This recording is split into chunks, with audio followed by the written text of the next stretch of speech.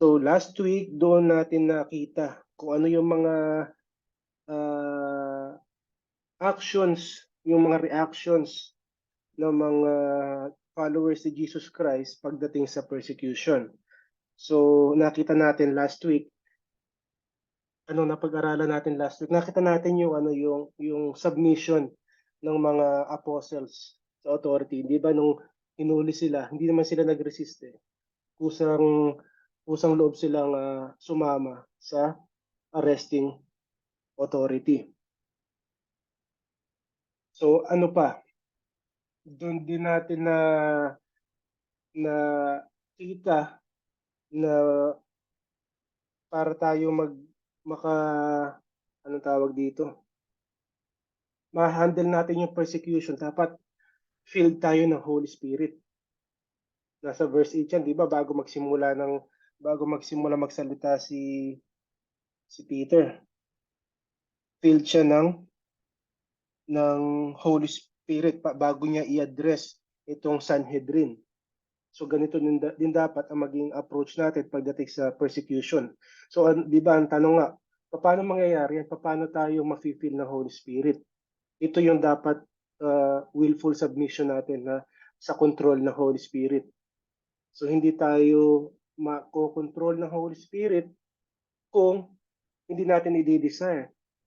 At isa pa, kung hindi tayo nagbabasa, kung hindi natin alam ang salita ng Panginoon, so malabo na ma-feel tayo ng Holy Spirit dahil ito ang ginagamit din ng Panginoon para sa feeling ng Holy Spirit. Okay, so titignan natin ngayon dito kung ano pa yung mga meron pang isa pa para sa pag-handle ng persecution. Di ba nakita natin naging submissive sila. Tapos na-feel sila ng Holy Spirit. At yung pangatlo is yung naging kinuha nila yung opportunity na yon para makapag-preach ng gospel. Yung persecution na yon, yung pagkakahuli sa kanila at yung pagkakakulong nila, kinuha nila yung yung opportunity na yon para i-preach ang gospel. At nalaman nga natin kung ano naging dahilan yan, naging resulta ng pag-preach na yan. May mga na-convert din. So ano pa yung mga nangyari? So nakita natin dito sa lugar na to, sa Beautiful Gate, diyan na pinagaling yung lumpo. Tapos yung preaching na ginawa ni Peter or ni John dito, diyan tinatawag na Solomon's Porch or Solomon's Colonnade. So yan yun. So marami yan simula dito sa kaliwa papuntang kanan. Ito yan, parang ganyan.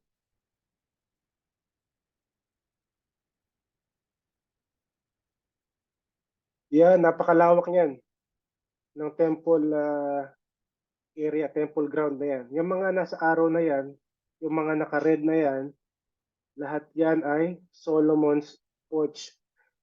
Hindi natin alam kung saan exactly nag-preach si Peter dyan. Pero isa sa mga lugar na yan, diyan nag-preach si Peter. So, saan na tayo natapos last week? Sa verse 12. So, nireject, di ba nila? Hinarap ni Peter itong mga Sanhedrin. Di ba? Hinuli sila mula dito sa Solomon's Colonnade or Solomon's Porch. Tapos, hinarap sila sa mga religious leaders. Sino yung mga una nilang hinarap? Di ba? Una nilang hinarap yung rulers, yung mga elders, yung mga scribes. Di ba? Ito yung mga captain of the temple police, yung priest at saka pala yung Sadducees. Ayan yung mga una nilang nakaharap. At saka sila yung nagtanong sa kanila. Ito yung unang araw, di ba? Sabi dun sa na hapon na mga alas 4, alas 5 na. Kaya hindi natuloy yung trial. Kaya anong nangyari? Kinulong muna sila overnight. So kinabukasan, doon ulit nag-ipon-ipon ang Sanhedrin para ipagpatuloy yung pagko-question sa kanila.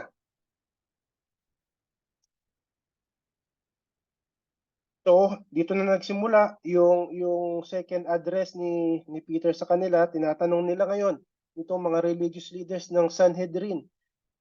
Ang sabi nila, tinatanong sa by what power or in what name have you done this? So, sinong nagbigay sa'yo ng authority? Paano mo ginawa yung ginawa mo? So ang sagot niya, di ba? Let it be known to you, all the people of Israel, that by the name of Jesus Christ of Nazareth, whom you crucified, and whom God raised from the dead, by him, this man is standing here before you healthy. So si Jesus Christ, sinasabi, di ba, kinote ni Peter dito, yung Old Testament scripture sa Psalm, na si Jesus Christ yung stone na ni-reject ng kanilang mga religious leaders na naging cornerstone ng spiritual temple.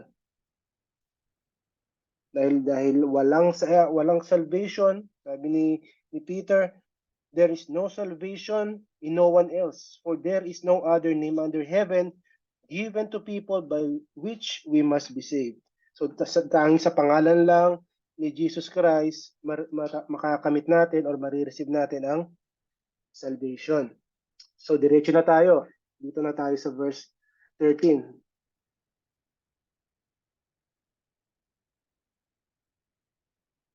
So namangha sila, ito mga religious leader, namangha sila kila Pedro at Juan dahil sa lakas ng loob nila magsalita. Lalo na nang malaman nila mga karaniwang tao lang sila at walang mataas sa pinag-aralan. So namukhaan din nila sila ay mga kasama ni Jesus noon.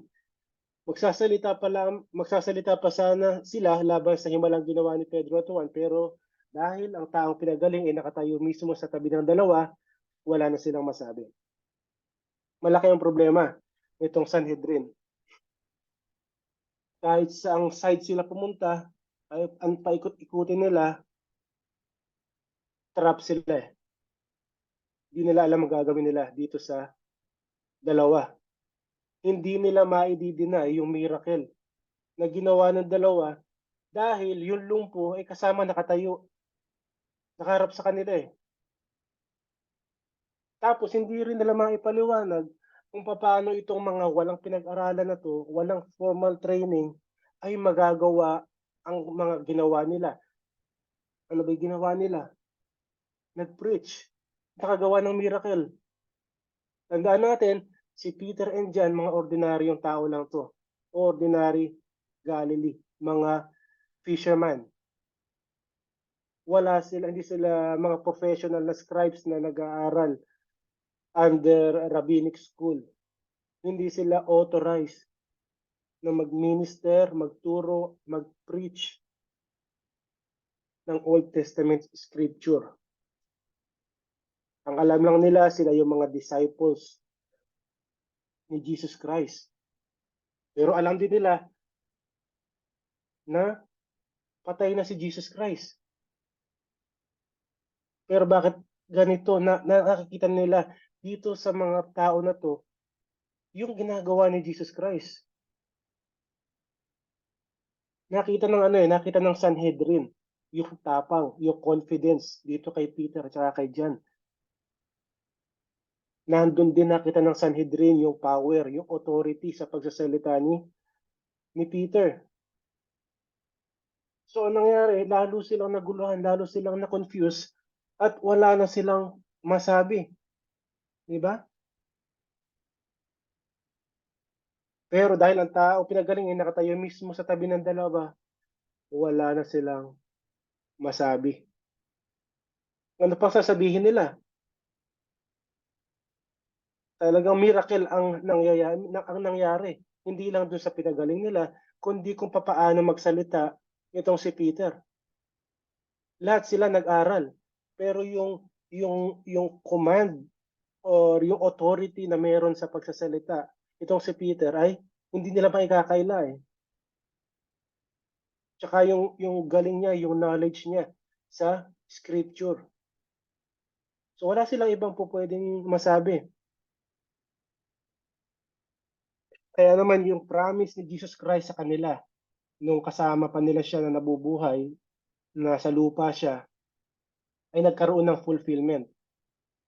Ang sabi ni Jesus Christ sa kanila sa Luke 21 verse 15, sapagkat bibigyan ko kayo ng karunungan sa pagsagot para hindi makaimik ang inyong mga kalaban. So ito yung nangyari.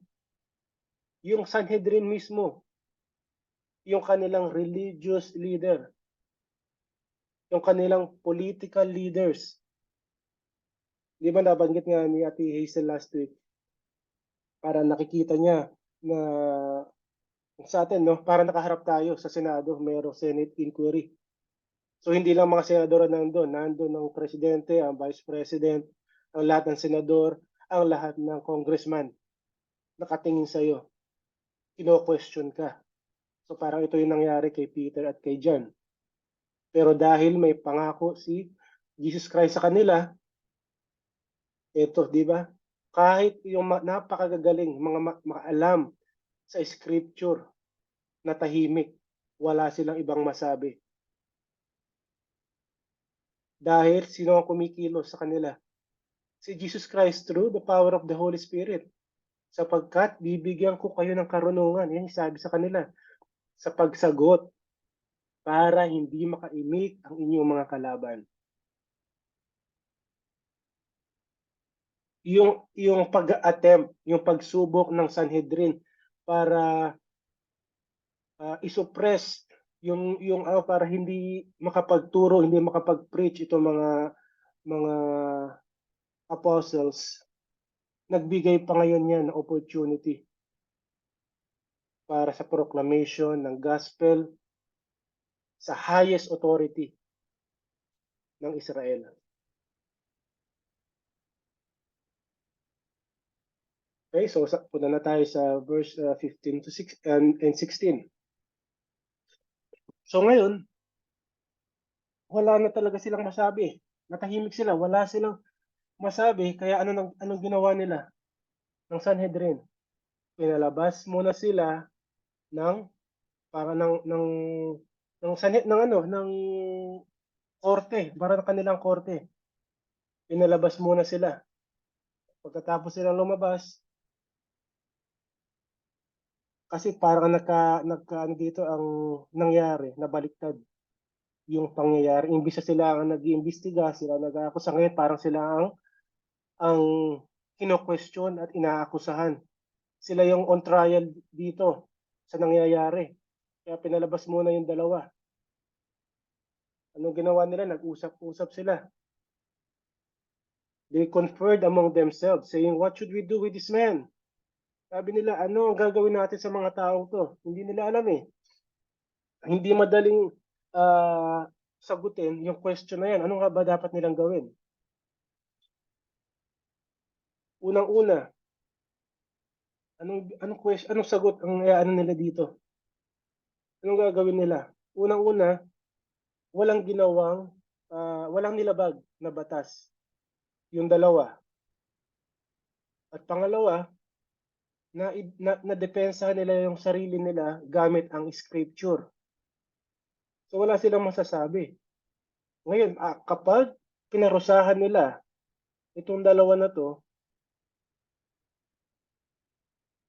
hindi po pwede eh. Magdidelikado sila sa mga tao. Babalikan sila. Dahil anong sabi dito? For an obvious sign has been done through them. Kumalat na ang balita sa buong Jerusalem na nakagawa sila ng himala at hindi natin ito may kakaila.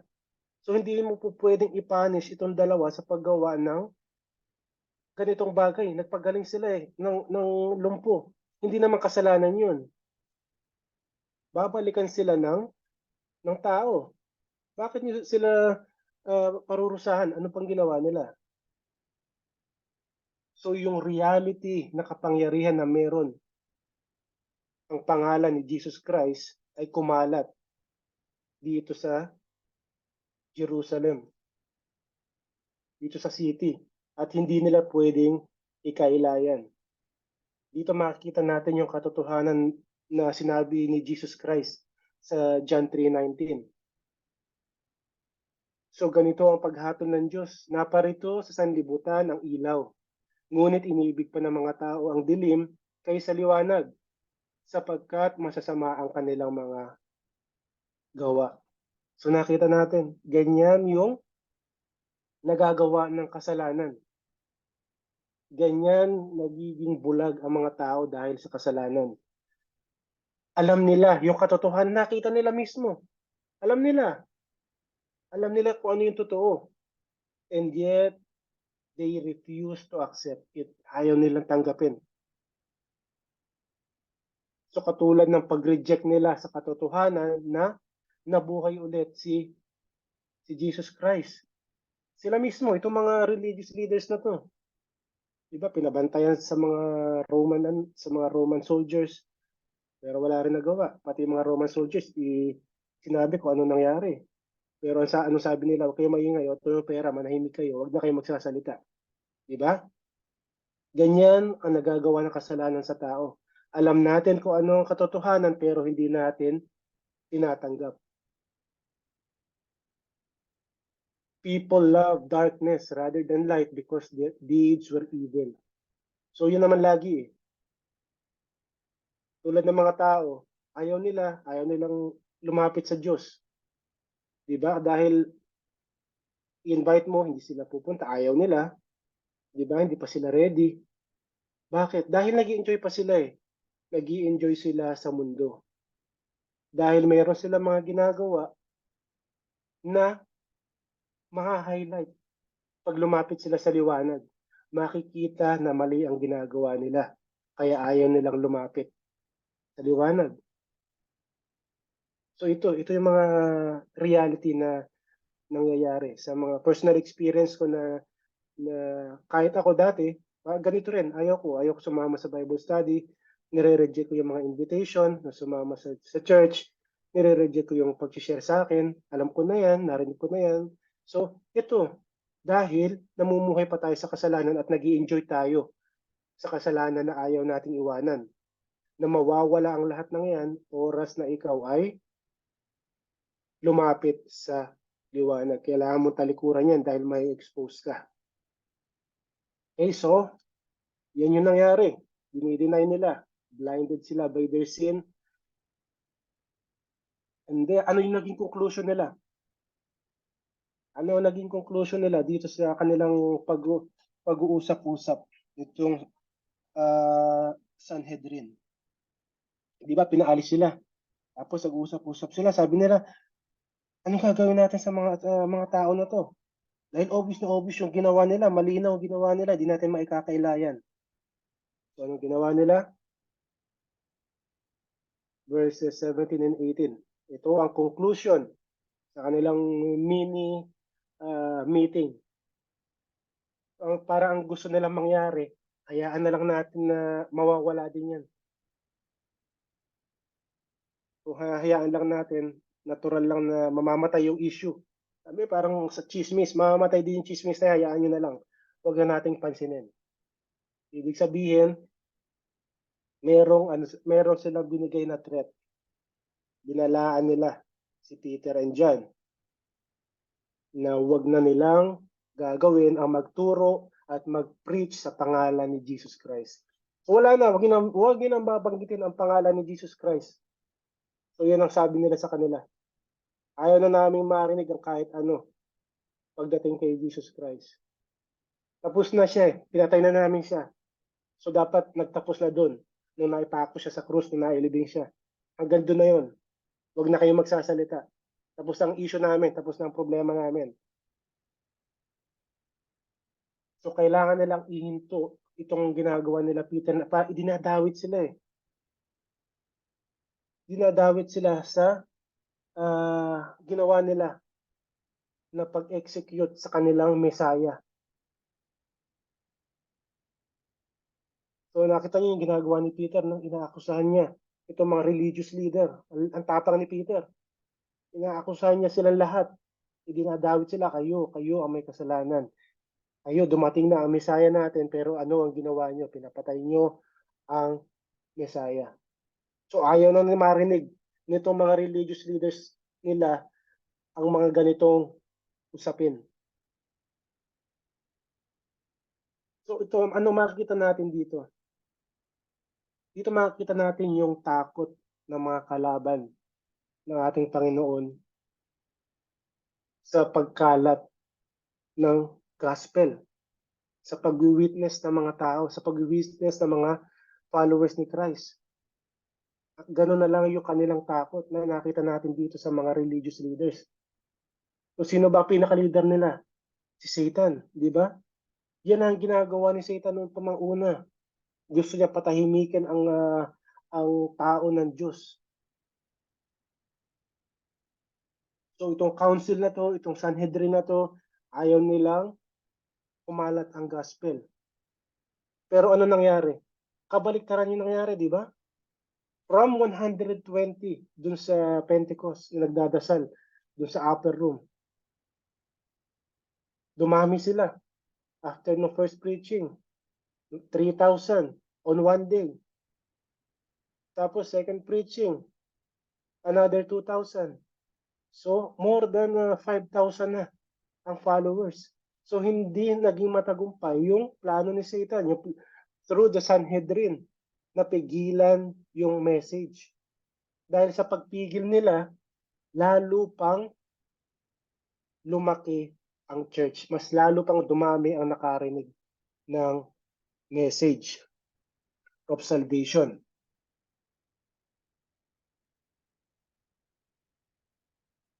So, ang nangyayari, di ba? Yung pag-attempt ni Satan na patahimikin ang church, ang nangyayari diyan, mas lalo lang lumalakas ang pag-witness ng mga believers.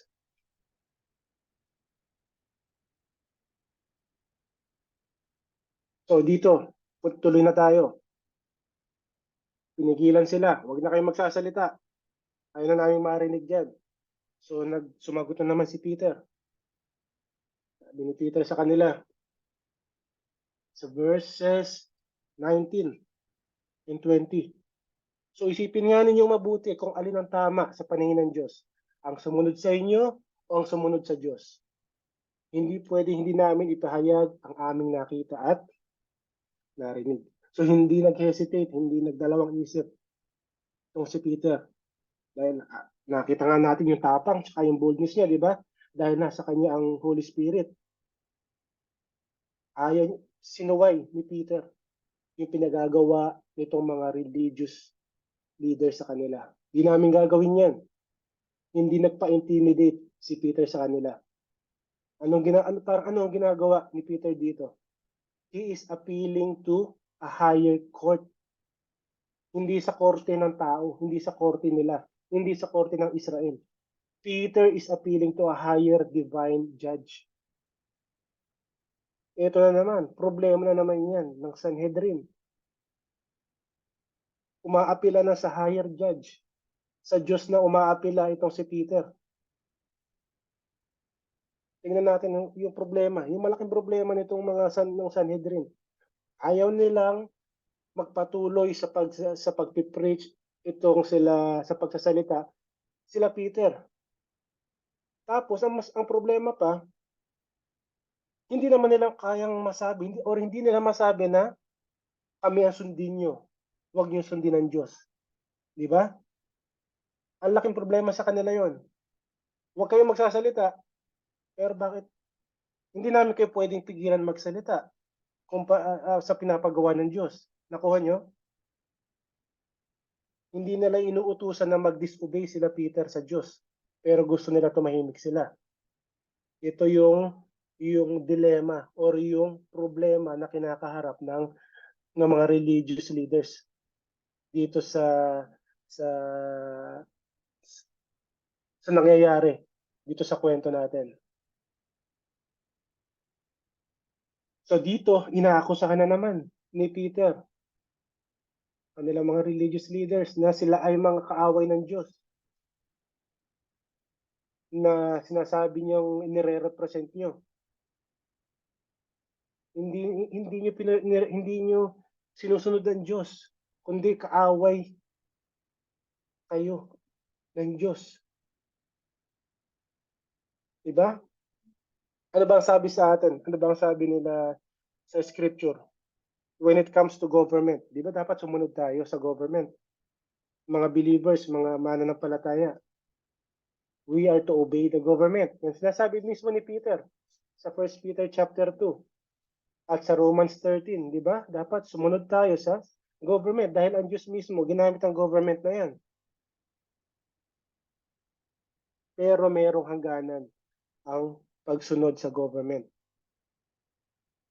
At dito nga ipinakita ni Peter na ito yung limit. Ito na yung hangganan ng pagsunod namin sa inyo. Hanggang dito lang. May ipinagagawa sa amin eh. So, sino susundin namin? Kayo o ang Diyos? Ito na yung linya. Hindi namin kayo susundin. Masusundin namin ang pinapagawa sa amin ng Diyos. So, wala namang problema sa kanila eh. Susunod sila kung hindi nila susuwayin ang pinagagawa ng Diyos sa kanila. So, mas matimbang ang pagsunod nila sa Diyos kaysa sa pagsunod sa tao. So, kung ang command ay ng tao or yung human authority or human government, kung merong command na nagkakaroon ng conflict between sa command ng tao at sa command ng Diyos, dapat mas nangingibabaw ang pagsunod natin sa sinasabi ng Diyos. So pangalawa lang, second priority lang ang pagsunod natin sa government. So dito nakita natin, nag-disobey sila. So meron pa bang ibang mga examples sa scripture na hindi sumunod ang mga tao sa utos ng authority? So balik tayo doon sa Exodus. 'Di ba? Sa kay Moses, ang utos ng Pharaoh sa mga midwives, na Egyptian midwives, na patayin nyo ang anak ng mga Hebrew kung ito ay lalaki. Pag lalaki, patayin nyo. Pag babae, hayaan nyo mabuhay. Pero hindi sunod ng mga midwives yung utos ng Pharaoh. Diba? So dito makikita natin na merong mas higher authority na kailangang sundin. So hindi yung king, hindi yung presidente. Dito ang sinunod ng mga Egyptian midwives ay yung kanilang conviction o na binigay sa kanila ng Diyos. Huwag niyo papatayin ang mga lalaking sanggol. So kaya na-save si Moses, di ba?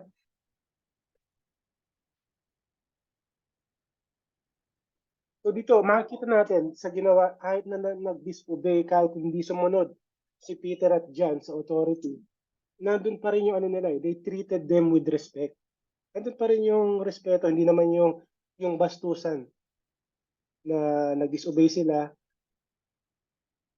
tapos kung ano yung sinabi nila. So hindi sila yung parang nakipag-debate na sigawan, hindi sila nagkunwari na nagsasubmit sila, tapos aalis sila, tapos susuway sila. So hindi, ano to, parang totohanan lang. Yung sinabi sa kanila ni Peter eh. So mas gagawin namin kung ano yung pinapagawa sa amin ng Diyos kaysa sa sinasabi niyo sa amin. Pinaliwanag nila ng maayos, with respect, na ano sabi nila? For we are unable to stop speaking about what we have seen and heard. Hindi pwedeng hindi namin ipahayag ang aming nakita at narinig. So dito, parang magandang sundan natin yung example na ipinakita ni Peter sa ating pagdidesisyon, di ba? Ano ba to sa pagdidesisyon ba natin, ito ba ang tama? Or nagde-decide tayo dahil lang mas popular ito or mas safe ito? So dito makikita natin ang ating pagdidesisyon, makita natin sa ginawa ni Peter, nagde-decide siya kung ano yung tama. Hindi yung kung ano yung popular or hindi yung kung ano yung mas safe. Diba? Walang compromise dito sa ginawa ni Peter. Mapatay na kung mapatay, pero ito yung totoo. Ito yung tamang gawin. Hindi namin ipiplease sa mga religious leaders para bumango ang pangalan namin sa kanila, para hindi kami i-persecute. Diba? So ito yung dapat na maging example na sundan natin sa ginawa ni Peter. Gagawa tayo ng mga desisyon, hindi dahil ito yung mapiplease natin yung ibang tao. Hindi dahil ito yung uso ngayon. Hindi dahil safe to, ay hindi tayo sa safe side tayo, no? Play safe tayo. Hindi, kasi pagko-compromise yan eh. So, doon tayo, mag-stand tayo sa kung ano yung tama. Pero, dito sa decision na gagawin natin na to, dapat makasiguro tayo na yung gagawin natin, alam natin, yung tama. Alam natin, yung malinaw na turo sa scripture. Bago tayo gumawa ng desisyon para kalabanin or mag-disobey sa government. Malinaw po 'yon? Hindi lang tayo magdi-disobey, hindi tayo magwewelga-welga, magrarally nang hindi natin alam kung anong sinasabi ng scripture. Diba? Dahil nakita natin yan, napakaraming freedom of speech, freedom of expression, freedom of gathering, lahat yan. Pero ano ba yung pinaglalaban mo? Bilang Kristiyano, hindi lang dapat yung secular knowledge ang meron ka. Walang wisdom dun. Knowledge lang yun. Dapat meron kang wisdom na manggagaling sa turo mismo ng Diyos. Pag binabasa natin ang scripture, alam natin dapat kung paano i-apply ito.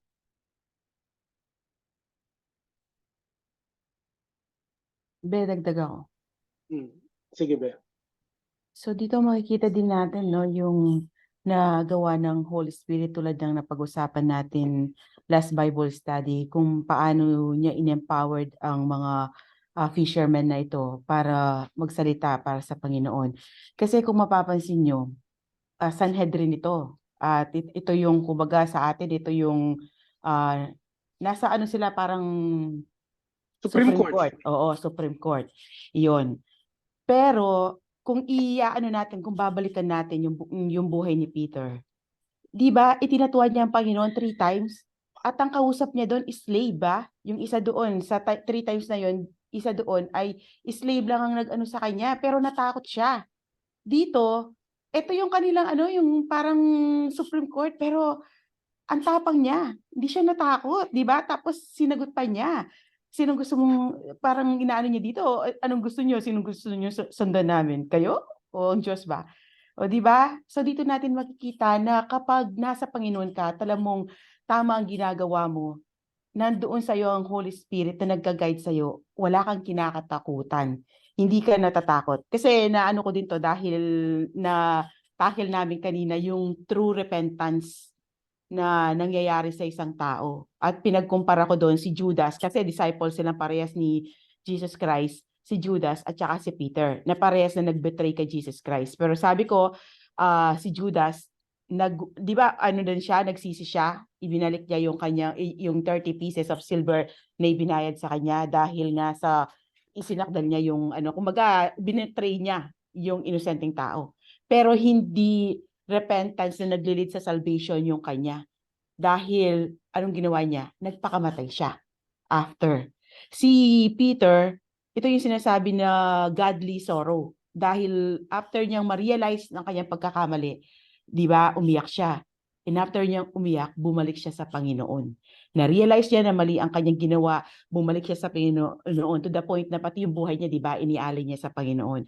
So yun, doon natin makikita ang kaibahan na kapag nasa yung Holy Spirit, may magagawa ka na hindi kayang gawin ng taong wala ang Holy Spirit sa kanya. So yun lang muna. Parang ano yan eh, godly sorrow, di ba? Godly sorrow Oh, yun, produce nasa Corinthians yan. repentance. Oo. Di ba? Eh yung nangyari kay Judas, wala namang godly sorrow na nangyari dun eh. Sorry siya, naging sorry siya. Sorry siya, he felt sorry sa ginawa niya, kaya nga niya ibinalik yung ano eh, yung 30 pieces of silvers, pero hanggang dun lang yun. Tapos nagpakamatay na siya. Di ba? Okay, so meron pang isang ano dito related na kwento, related verse na mailalagay natin dito sa nangyari, sa pinagaling dito ni Peter tsaka ni John. Kung matatandaan niyo yung story ng pinagaling ni Jesus Christ, yung bulag simula ng pagkabata, di ba? Humarap din sila sa religious leaders. Pinatawag pa yung nanay at tatay, yung mga magulang ng bulag, totoo bang bulag? Anak niyo ba to? Totoo bang bulag to simula nung sinilang niyo? Di ba? Di ba ayaw sumagot ng ano? Sabi ng mga ng parents ng bulag, matanda na siya. Siya na lang ang tanongin niyo dahil natatakot nga sila, di ba? Na ano sila, ma-ban sila sa synagogue, na matatakot sila na ma-ban sila sa society. So, ilag itong mga magulang. Kaya sabi, matanda na siya. Siya na lang ang tanongin niyo. Pero nung nagsalita yung bulag, di ba? Ilang beses siyang pinaliwanag, ilang beses siyang tinanong. Paano ka pinagaling? Ito, ganito ang ginawa niya, nagano siya ng mad, nilagay sa ano ko, gumaling ako, nakakita ako. Di ba? Kung isipin niyo itong bulag na to, mahirap to, di ba? Kaharap niya itong mga same religious leaders na kaharap ni Paul and ni Peter and John. Pero kung mapapansin niyo, habang yung pagpapaliwanag ng bulag na yun, no? Ganito yung ginagawa ni Peter at ni John. Nakikita ng Sanhedrin yung boldness at yung courage nitong bulag na pinagaling. Dahil walang normal yung common Jew na haharap sa Sanhedrin at sa ganung tono. Hindi niyo pa gusto niyo rin ba maging disciple ni Jesus Christ? Parang ganun yung sinasabi ng bulag di ba? Dahil nagpaliwanag pa yung bulag sa kanila So nakikita natin dito yung nagagawa pag nasa iyo ang Panginoon, na nagkakaroon ka ng tapang, ng boldness para sumagot sa authority. Hindi na para bastusin, no? Pero para bigyan ka lang ng courage para sabihin kung ano yung totoo, kung ano yung tama. So nakita natin yon kay Jesus Christ mismo dahil siya ay nasa tama, He is the truth. Kaya pag in-address na talaga itong mga religious leaders na to, gano'n na lang. Nakita natin dito sa pinagaling na bulag, sa kasasabi ko kanina, nandun yung boldness, nandun yung courage, at dito kay Peter, boldness and courage and authority sa kanyang pagsasalita. Nakikita. So dito, alam ni Peter, di ba? Alam ni Peter na kailangan nilang sundin ang Diyos, ang pinapagawa sa kanila ni Jesus Christ, kaysa sa pinapagawa sa kanila ng mga religious leaders nila. Hindi sila po pwedeng mag-compromise dahil ito ang sabi sa kanila sa Acts chapter 1 verses 8. Ano ba ang sabi sa kanila? You will receive the power. Tatanggap kayo ng kapangyarihan pagpabasa inyo ng Espiritu Santo at kayo'y magiging saksi ko sa Jerusalem. Ito yung ano sa kanila sinasabing gawin. You will be my witnesses in Jerusalem. Magiging saksi ko kayo sa Jerusalem, sa buong Judea at sa Samaria, at hanggang sa dulo ng daigdig. So ano ba to? Masusunod nila to, yung pinapagawa sa kanila, kung sasabihin sa kanila ng Sanhedrin na wag na kayo magsasalita. Ayaw na namin marinig ang pangalan ni Jesus Christ. So hindi, di ba? May conflict. So mas binigyan ng anong tawag dito? Mas pinili na sumunod ni Peter at ni John kay Jesus Christ kaysa dito sa kanilang mga religious leaders. Okay, so 21 and 22, sa last two verses na tayo. So ngayon, dahil wala nang case na may bibigay dito sa courtroom na to, itong mga religious leaders. Corner na sila Wala na sila pwedeng tanong, wala sila pwedeng ikaso. Ano pang gagawin nila? Na-corner na sila. Wala na silang ibang option. Ang tanging magagawa na lang nila, nakita natin kanina, ano sinabi nila, tinetreten sila, binabalaan sila. Huwag ginang gagawin yan. Nabalaan namin kayo, huwag niyo gagawin yan. Di ba? Yun lang ang sinabi nila. Wala silang magagawa eh. Tapos, pinalabas na sila, pinaalis na sila. So ngayon dito, pinalaya itong si Peter at si John, hindi dahil committed sa justice, hindi dahil committed sa justice itong mga tao na to, itong mga yung Sanhedrin. Pero dahil sa political practicality, nagmumukha na silang katatawanan eh. Yung iniimbestigahan nila, sila ang iniimbestigahan ngayon. So kailangan nilang itigil dahil lalabas silang kahiya-hiya sa buong uh, Israel. So isipin ng mga tao, ano nangyari sa mga leader natin? Hindi sila makaimik. Mga fisherman, mga mangingisda lang itong mga tinawag niya. Di ba? Kahiya-hiya yung nangyari sa kanila. At isa pa, natatakot sila sa magiging reaksyon ng mga tao pag meron silang ginawang hindi maganda dito kay Peter at saka kay John. Dahil na-witness kasi ng mga tao eh, yung ginawa nila at nagbigay sila ng glory sa Diyos. So kung anong gawin nila kay Peter at John, babalikan sila ng tao. Okay, so dito muna tayo magtatapos no, sa ating discussion. Hanggang dito sa verse 22 muna tayo. So for this sign of healing had been performed on man over 40 years old. So yun nabagit natin kanina. Mahigpit silang binawalan na mangaral bago sila pinakawalan. Gusto sana nilang parusahan ng dalawa, pero hindi nila magawa. Natatakot sila sa mga tao dahil pinupuri ng mga ito ang Diyos sa nangyaring himala. Sapagkat ang taong pinagaling sa pamamagitan ng himala ay mahigit 40 taong nang lumpo. So walang nakakagawa na makapagpagaling ng taong 40 years na lumpo. Tapos all of a sudden, nakatayo, nakalakad, nakatalon. Himala talaga yon.